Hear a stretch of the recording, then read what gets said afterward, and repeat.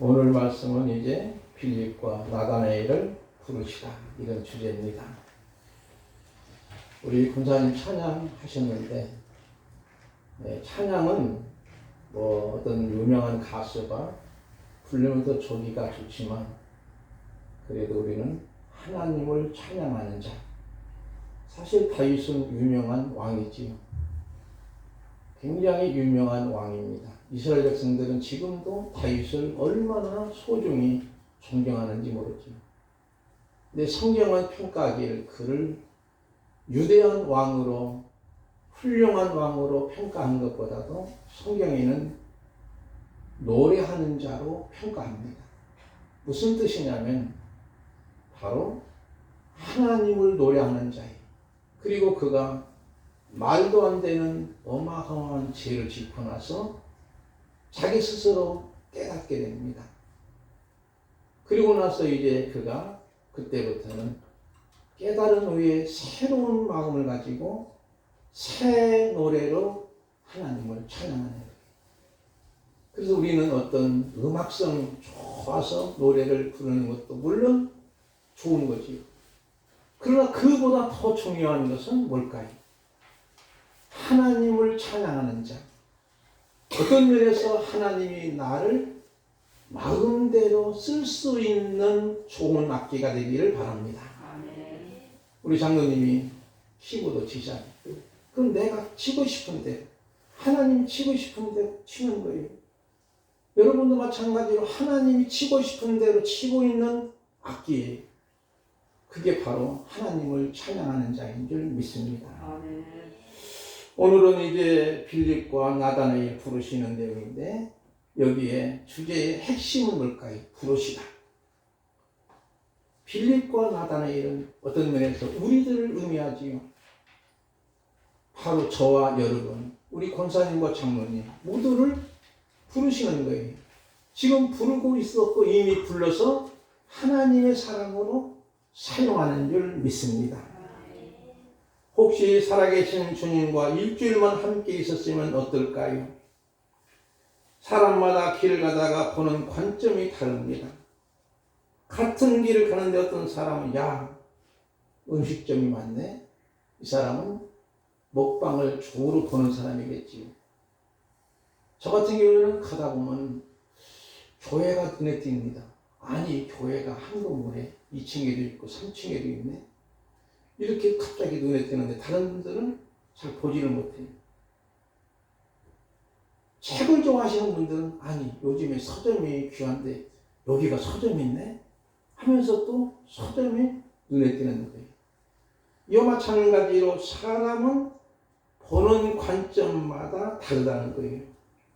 그리고 사람은 언어로 소통하지만 실상은 30% 내지 40%만이 소통된다고 합니다. 그러나 비언어적인 소통, 상대방의 인상과 웃는 얼굴, 또 그 사람의 우울한 상황을 통해서 전해지는 메시지가 다르게 느끼는 거예요. 그러면 우리 성도들의 모습은 어떨까요? 내가 어떤 유창한 언어도 물론 필요하지만 여러분의 모습 속에서 풍겨나는 예수님의 냄새가 있으면 저 사람은 예수 믿는 사람이야.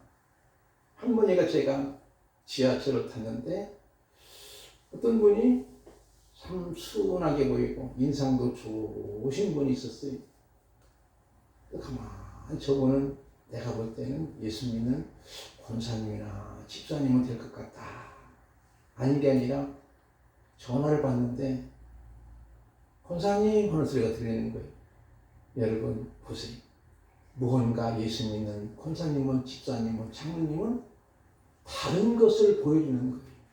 그 사람의 얼굴 모습에서, 인상 모습에서, 그 사람의 인격을 통해서, 품성을 통해서 보여지는 것이 예수님의 향기를 드러내는 줄 믿습니다. 그러므로 나를 부르실 때는 하나님의 사람으로, 하나님 나라 시민권으로, 하나님의 백성으로 삼아 주신 것으로도 너무나 감격하지만 이제는 하나님이 나를 쓰시는 거예요. 아름답게, 소중하게, 예쁘게 쓰시는 줄 믿습니다. 오늘 본문의 43절 말씀 보겠습니다. 이튿날 이제 시간이 지난 것을 의미하죠. 예수께서 갈릴리로 나가려 하시다가 빌립을 만나 이르시되 나를 따르라 하시니 그랬어요. 이 말씀은 이제 뉘앙스를 통해서는 그냥 지나가다가 예수님이 빌립을 만났구나, 그냥 길 가다가 만난 사람으로 여겨질 수 있는 거예요. 그런데 이 빌립이 주님을 만나고 주님이 나를 따르라니까 바로 따르면서 곧바로 나다나엘이라는 친구를 전도하는 것을 봅니다. 여기서 우리는 먼저 예수님이 빌립을 만남의 길은 가시다가 우연히 만나는 것처럼 보이지만 여기에 만나서 예수님이 그냥 만난 것이 아니고 찾고 찾아 만남을 의미합니다. 무슨 말일까요? 저와 여러분도 우연히 주님이 만나서 너 수린동교회 집사대, 장로대, 권사대 이런 것이 아닌 줄 아니에요. 주님이 그래도 찾고 찾은 중에 만난 사람인 줄 믿습니다. 예수님이 주도권 가지시고 만나심을 의미합니다. 마치 사장에서 예배하는 자들을 찾으시는 것처럼, 신령과 진리로 예배하는 자를 우리 주님이 찾으시는 것처럼 오늘 우리 주님이 우리를 만난 것은 우연에 만난 것 같지만 주님 입장에서는 이렇게 찾고 찾아서 만난 것이죠. 잃은 양을 찾듯이. 누가복음 15장에 보면은 잃은 양을 찾아서 만나는 모습이 나옵니다.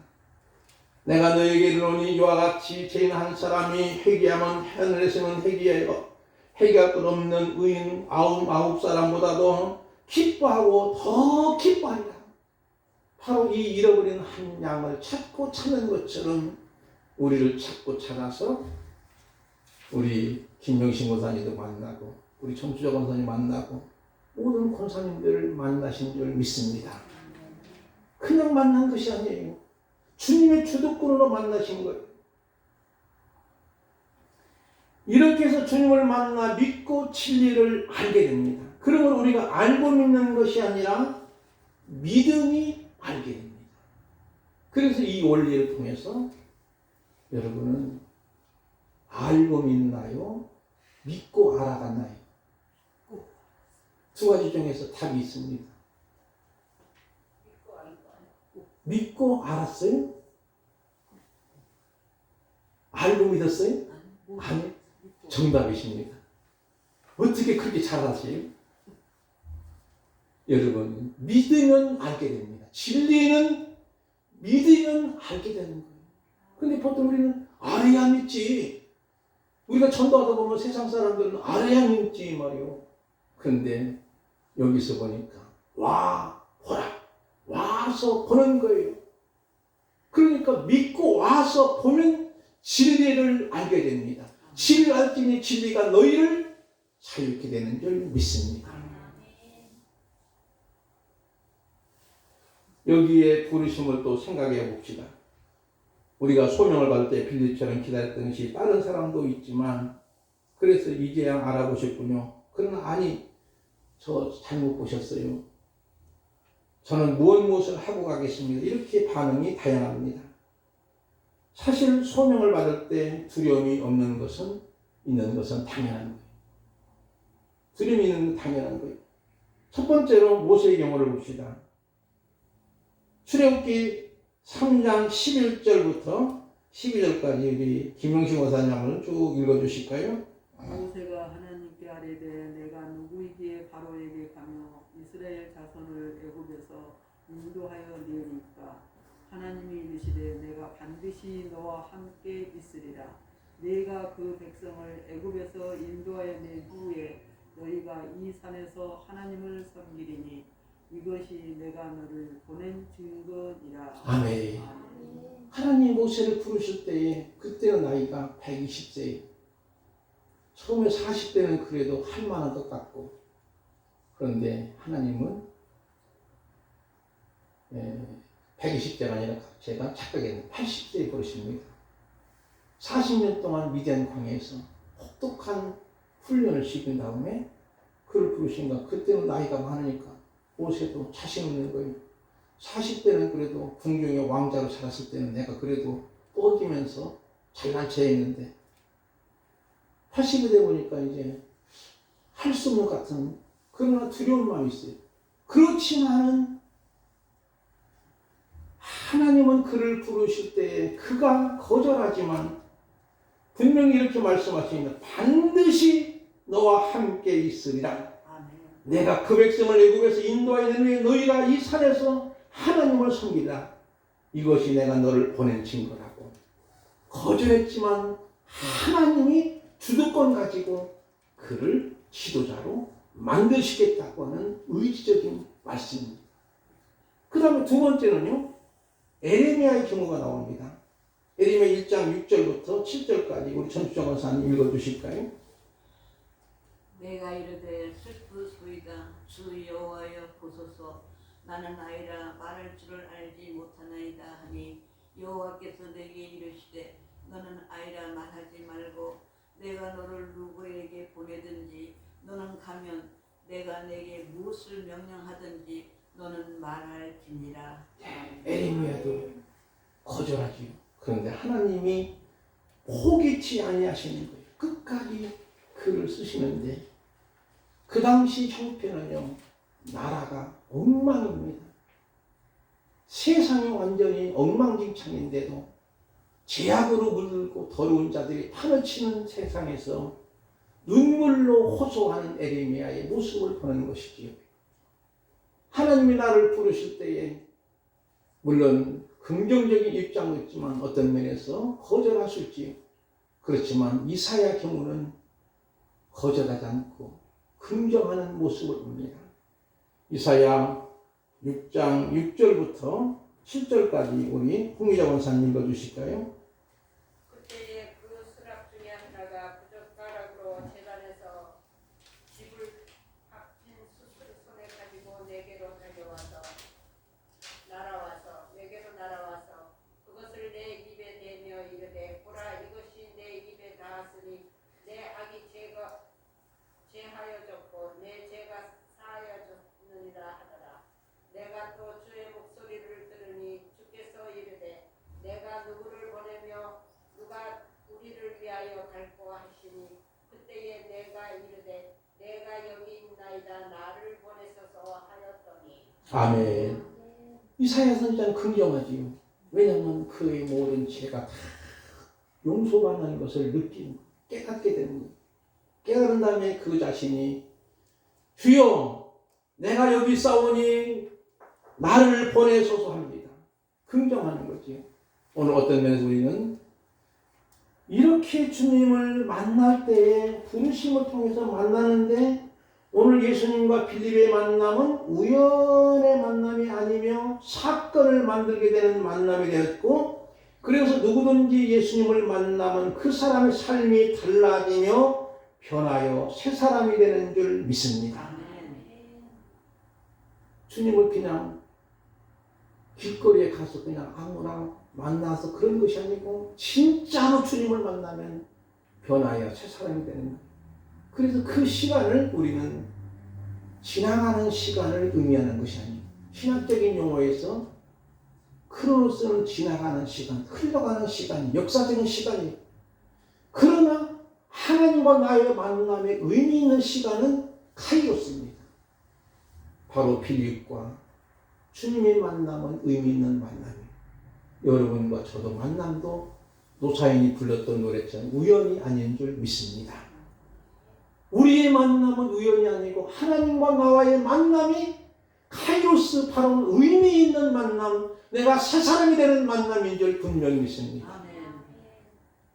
그러므로 주님이 빌립을 만났을 때 그냥 길 가다가 만난 것이 아니고 찾고 만난 거예요. 그러니 빌립이 곧바로 친구인 나다나엘을 전도하는데, 전도할 때에 와서 보라. 누가 한 말이죠? 예수님이 하시는 말. 더 나아가서는 새 요한도 그 말씀을 사용하지. 44절 말씀을 한번 보겠습니다. 빌립이 나단을 찾아 이르되 모세가 율법에 기록하였고 여러 선지자가 기록한 그 일을 우리가 만났으니 요셉 아들 나사렛 예수니라. 이렇게 얘기하니까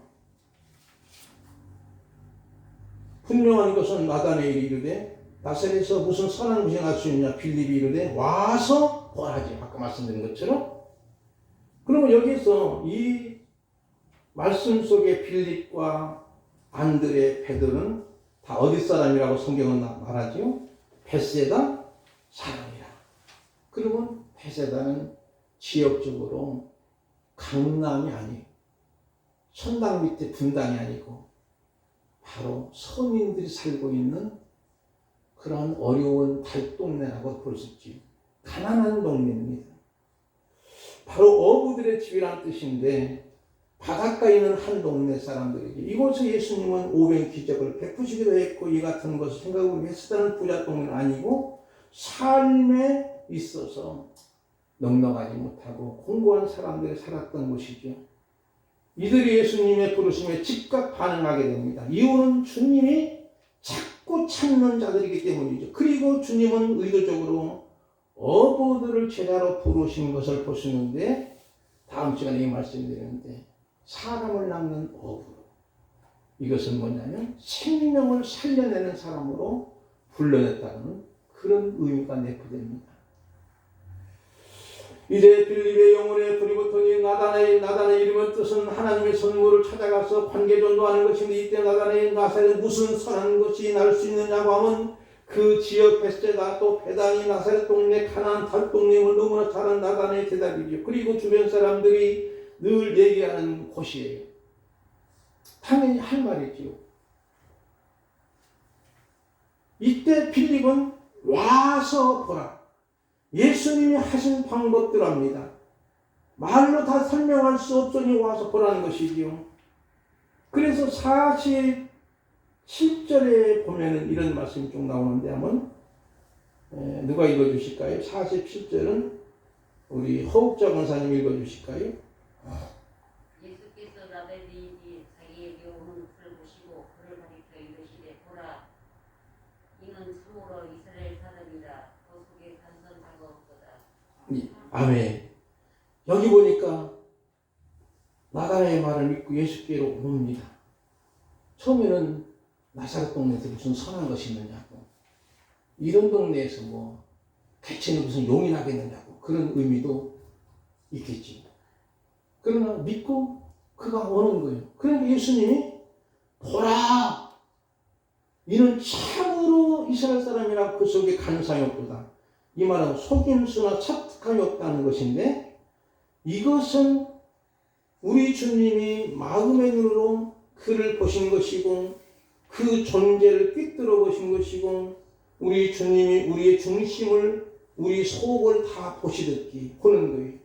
그래서 신앙은 내 눈에 보이지 않는 것을 보는 것이고 이렇게 나다나엘을 인정해 주니 그는 살맛이 날 겁니다. 참 이스라엘 사람이 하신 말씀한 이유는 구약성경에 야곱의 이야기를 꺼내는 거예요. 그러니까 나다나엘과 예수님이 지금 두 분만이 통하는 어법이 두 분만이 통하는 이야기입니다. 그러니까 바로 구약성경을 이제 끄집어내는 거죠. 야곱의 이야기를. 야곱은 원래 어떤 사람이지요? 속임수에 능한 자예요. 간사한 자예요. 장자의 명분을 팥죽 한 그릇에 성 에서를 속여 사게 됩니다. 그러나 그것이 끝난 것이 아니지요. 야곱이 약복강 나루터에서 황도뼈가 유골됩니다. 그리고 그때 이름이 개명되지 않습니다. 바로 그 이름이 바로 이스라엘이지. 하나님과 괴로워야겠다. 그런 뜻이지. 참 이스라엘이라 그 속에 간사함이 없도다. 이런 뜻이죠. 그러면서 이렇게 말씀하시면 아까 말씀드린 것처럼 예수님과 나는 두 사람을 통하는 대화지요. 야곱의 간사함은 뭘까요? 하나님이 이미 주시기로 작정한 복을 형을 속에 빼앗는 것을 말합니다. 오늘 우리가 간사함이라고 하는 것은 내가 예수님을 믿으면서도 하나님과 거래하고자 하는 거예요. 그런데 주님은 나다나엘을 보시고 간사함이 없다고 하시면 너희 마음에 간사함을 덮고 이제는 참 이스라엘 따로 너를 제자로 삼겠다고 하는 의적인 표현입니다.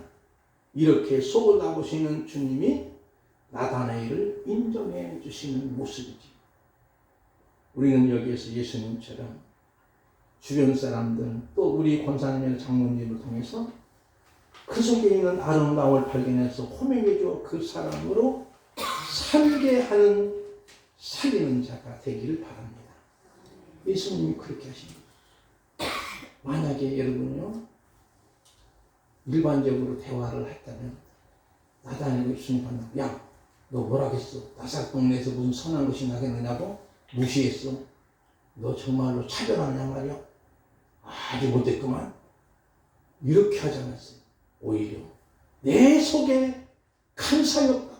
참 이스라엘 사람이라고 하는 그 속에 있는 아름다움 발견해서 호명해 주니까 나다나엘이 정말로 살만 나는 거죠. 오늘 우리는 어떤 면에서 한 사람 한 사람을 격려하고 칭찬할 때 그 사람을 살만 나게 할 수 있는 사람이 되기 원합니다. 아까 제가 서론에서 우리가 보통 언어로 소통하는 것보다 그의 인상과 그의 인격과 그런 모습에서 웃는 얼굴 모습 속에서 예수님이 향기를 드러내는 것처럼 그런 모습이 돼야 돼요. 만약 우리 믿는 사람들이 저녁 굶는 시어머니처럼 언제나 인상을 찌푸리고 얼굴은 내천자가 그려있고 그러면 우리를 보고 예수님 만날 수 있을까요? 비록 내가 언어는 없어도 나의 인품과 인격과 인상을 통해서 저분을 보니까 예수님 살아계시네. 저분을 보니까 반드시 하나님이 계신 거예요. 이런 느낌을 줄 수 있는 거예요. 그래서 주변 사람들을 살게 하고 살만 나고 살려주는 저와 여러분이 되기를 바랍니다. 48절로 가봅시다. 48절 말씀. 나다나엘이 이르되 어떻게 나를 아시나이까? 예수께서 대답하여 이르시되 빌립이 너를 부르기 전에 내가 무화과 나무를 보았노라. 깜짝 놀라죠. 나다나엘이 어떻게 아시느냐고. 그때 이 만남은 어떤 만남일까요? 49절 나다나엘이 대답하여 앞뒤에 당신은 하나님의 아들이요 당신은 이스라엘 임금의 소리. 이 말은 뭘까요? 이제 왕과 신하의 만남처럼 나다나엘이 이제 납작 엎드리는 너무나도 겸손한 모습을 다 보죠. 처음에는 나사렛 동네 아주 촌동네 거기서 선한 것이 있어. 거기서 좋은 사람이 나올 것이 있어. 유대한 사람이 나와. 무시하고 깔보고 했던 사람인데 이제는 주님과 몇 마디 대화하더니 주님 앞에 납작 엎드려 당신은 이스라엘 임금이요 하나님의 아들입니다. 이렇게 왕과 신하의 만남으로 급변하는 모습을 보게 되는 것이지요. 그리고 나서 이제는 50절 말씀으로 내려갑니다. 예수께서 대답하여 이르시되 내가 너희를 무화과 나무 안에서 보았다므로 믿느냐? 이보다 더 큰 일을 보리라. 오늘 우리들은 바로 더 큰 일을 볼 수 있는 사람이 되길 원합니다. 나다나엘이 가지고 있는 전통적인 메시아 예보다 예수님이 더 큰 분이시며 하늘과 땅을 연결하시는 유일한 중보자이심을 깨닫게 되는 거예요. 그건 알려주는 거예요. 우리 주님은 우리가 주님께서 말씀하신 앞으로 요한복음 14장에 나오는 말씀인지 나는 길이요 진리요 생명이니 나로 말미암지 않고 아버지께로 옳지 않느니라. 바로 예수님의 중보자이심은 하늘과 땅에 연결하시는 연결 통로자이심을 그때서 나다나엘이 알게 되는 거예요. 그리고 나서 이제 51절 보니까 진실로 진실로 너희로니 하늘이 열리고 하나님의 사자들이 인자 위에 오르라 내리라 하는 것을 보리라 하십니다. 그리고 나서 이제 2장에 가서 잔치 있는 것을 하고 예수님의 변형된 모습이 보게 되는데, 여기서 중요한 건 뭐냐면 바로 이제 인자 위에 오르락내리락 하는 걸 보리라. 누가? 하나님의 사자들이 하늘 열리고 나서. 그러면 여기서 인자는 무슨 뜻이냐면 다니엘서 7장 13절 이하에 보면은 이런 말씀이 나옵니다. 조금 길지만 우리 김양선 장로님께서 한번 읽어주실까요? 인생 뭐 있지?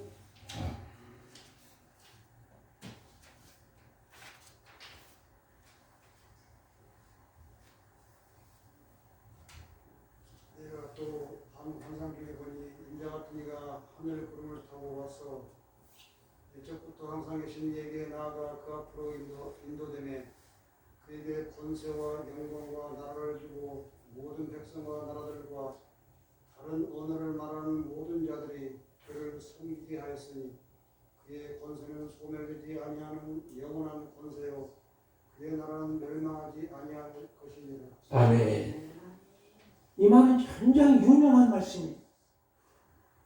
바로 다니엘이 본 환상 중에 인자 같은 이는 신약 성경에 와서 바로 예수 그리스도를 의미하는데, 그분에게 주어진 나라는 영원한 나라요, 영광의 나라요, 권세가 한없이 큰 나라, 절대로 멸망하지 않는 나라의 영원한 왕으로서의 인자로 묘사하는 겁니다. 그래서 그 이야기를 주님이 진실로 거듭 말씀하시는 모습은 반드시 이루어질 것을 의미하는 강조법입니다. 그런 면에서 넓게는 이스라엘뿐만 아니라 이방인을 다 포함한 세상의 구원자이심을 의미하는 것을 나다니엘에게 주님은 보여주고 말씀하시는 것이 바로 뒤보다 더 큰 일을 보리라 하는 말씀입니다. 사랑하는 성도 여러분, 이제 오늘 말씀을 맺어보기를 원합니다. 빌립처럼 예수님의 부르심에 즉각적으로 우리 모두가 결단할 수 있을까요? 그리고 빌립처럼 나다니엘을 전도한 것처럼 와서 보라고도 전도하신다요. 우리의 중심에 마음을 보시는 예수님이 지금 우리의 심령을 보실 때 우리가 하나님께 합당한 자라고 칭찬받는 우리 모두가 되기를 축복합니다. 사도행전 13장 21절 보니까 패하시고 다윗을 왕으로 세우시고 주만에 이르시되 내가 이새의 아들 다윗을 만나니 내 마음에 맞는 사람이라 내 뜻을 다 이루리라 하시니, 바로 저와 여러분이 주님을 만나서 너는 내 마음에 합당한 자야, 내 마음에 맞는 자야, 너도 나하고 코드가 맞아, 그래서 주님으로부터 멋지게 쓰여지는 저와 여러분 되시기를 주님의 이름으로 축복을 드립니다. 우리 찬송가 324장 부르겠습니다.